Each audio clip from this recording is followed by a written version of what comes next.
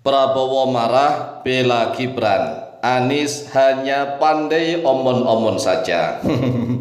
Bagaimana nih kalau menurut pendapat para netizen dari seluruh rakyat Indonesia? Bagaimana nih para tokoh di negeri kita sering sindir menyindir dengan kata-kata pandai omon-omon.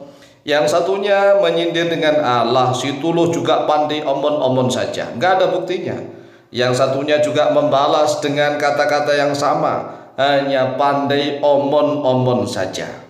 Lalu bagaimana menurut para netizen dari seluruh rakyat Indonesia? Nah, karena kami Al-Fakir Tamalim sudah mulai terjun ikut campur tangan cawe-cawe masalah bangsa dan negara kita, maka seluruh rakyat Indonesia ini harus paham bagaimana ciri-cirinya negara bangsa ini menjadi maju dan religius. Begini, ciri-ciri dari suatu negara yang maju dan religius, ini Indonesia ini kan mayoritas penduduknya beragama Islam. Jadi selain maju harus ada kata-kata religi, religius. Baik yang beragama Islam, agama Kristen, Katolik, Hindu, Buddha dan yang lainnya harus religi. Karena memang Indonesia ini berketuhanan yang Maha Esa. Maka kita tidak bisa hanya melihat sosok figur pemimpin-pemimpin ya. Jadi kalau kita ini ingin membangun bangsa dan negara kita, lihatlah per kampung, per desa. Karena maju dan tidaknya suatu negara itu dilihat dari perkampungannya, dilihat dari perdesaannya, bukan dilihat dari istananya. Tidak, kalau dilihat dari istananya ini salah besar. Banyak sekali negara-negara yang istananya megah tetapi rakyatnya miskin.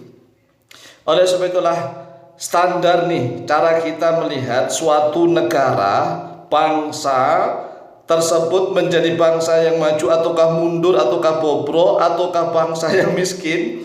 Maka lihatlah rumus begitu ini ya, rumus di dalam kita berbangsa dan negara.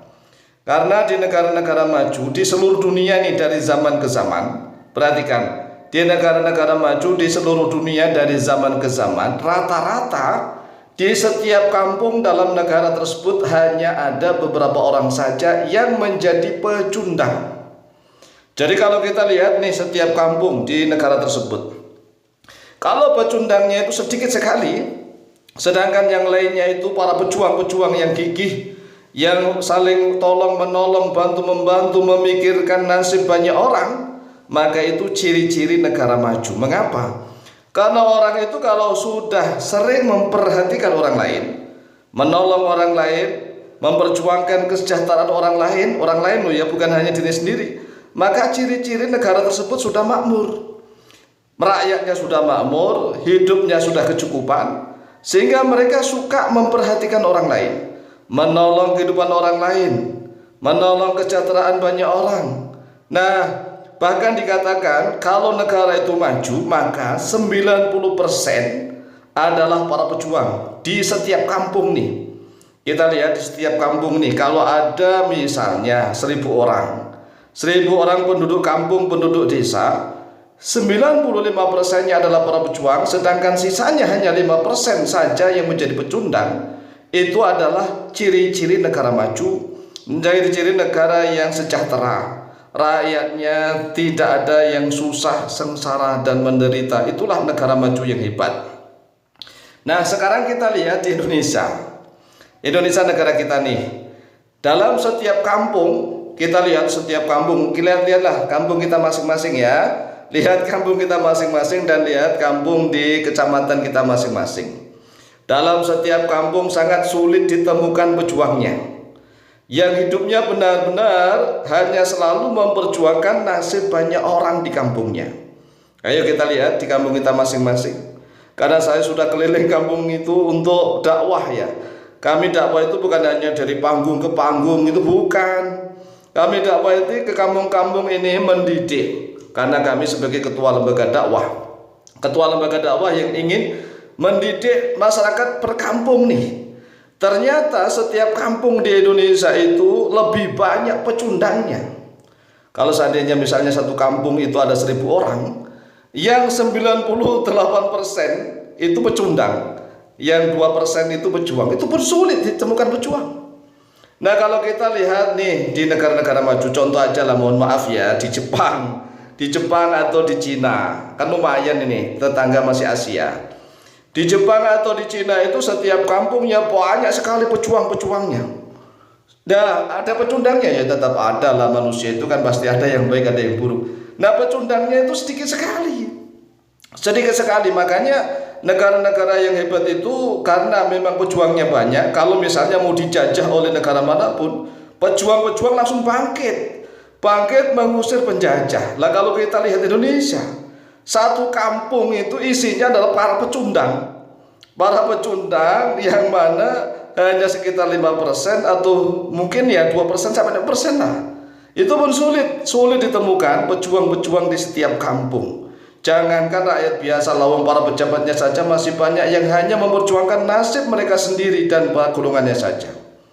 Kita lihat ya mohon maaf nih ya, pejuang di kampung itu biasanya kan lumayan nih Pak RT. Pak RT itu lumayan pejuangnya ya, walaupun dia mungkin ini tidak digaji, gajinya juga sedikit RT. Lah kalau kepala desa yang lain-lain belum tentu pejuang, mereka itu ingin mendapatkan jabatan ya karena mohon maaf, karena pengangguran, ingin mendapatkan jabatan itu pengangguran. Bahkan mohon maaf ya, anggota-anggota DPR, mulai DPRD dan seterusnya, itu karena faktornya pengangguran dan mereka mendapatkan modal untuk mencalonkan diri sebagai calon legislatif misalnya, sehingga mereka ya mampulah membeli suara rakyat dan jadi. Oleh sebab itulah, siapapun yang menjadi Presiden Republik Indonesia, programnya harus satu. Yang pertama yaitu fakir miskin dan anak-anak terlantar dipelihara oleh negara. Maka setiap desa itu harus ada rumah pembinaan fakir miskin dan anak-anak terlantar. Ini kalau kami menjadi presidennya loh ya, tidak istana yang dimegah-megahkan. Ya, rakyat bodoh itu kan bangga punya istana yang megah, tapi ternyata mereka hidupnya miskin, kekurangan, banyak utang, makan sana sini, sehingga itu hidupnya Masya Allah lah pokoknya. Jadi siapapun yang jadi presiden nih, enggak nyebut nama, siapapun pokoknya, standarnya satu. Asalkan presiden itu mampu ya menciptakan suatu kondisi, situasi, setiap kampung banyak pejuangnya, memunculkan pejuang-pejuang di kampung. Nah kalau ada pecundang itu ya wajar lah 1-2. Jangan sampai terbalik, satu kampung isinya pecundang semua, hanya mikirkan diri mereka sendiri-sendiri dan golongannya, dan sulit ditemukan pejuang. Inna lillahi wa inna ilaihi raji'un. Demikian, semoga bermanfaat. Wallahu ta'ala a'lam bishawab.